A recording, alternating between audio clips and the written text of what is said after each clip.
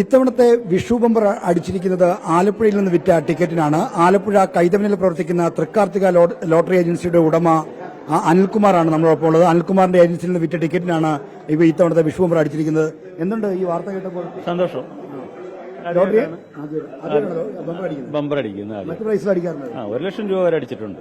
ഈ ടിക്കറ്റ് ആർക്കാണ് ഈ ഭാഗ്യവാൻ എന്ന് അറിഞ്ഞോ? ഭാഗ്യവാനെ അറിഞ്ഞൂടാ. അതിപ്പോ അവിടെ ചെന്ന് നോക്കിക്കഴിഞ്ഞാലേ അറിയാൻ പറ്റത്തുള്ളൂ. അതിപ്പം വിറ്റ് ഞാനൊരു സബ് ഏജന്റിന് കൊടുത്തതാണ്. ഹാഫ് DC-ക്കായിട്ടാണ് ഞാനവർ കൊടുത്തത്. അവർക്ക് അത് ജയലക്ഷ്മി എന്ന് പറഞ്ഞു. അവര് കച്ചവടം ചെയ്യുന്നത് നമ്മുടെ PMC പഴവീട് PMC-യുടെ ഓപ്പോസിറ്റ് ഒരു വെട്ടിക്കട.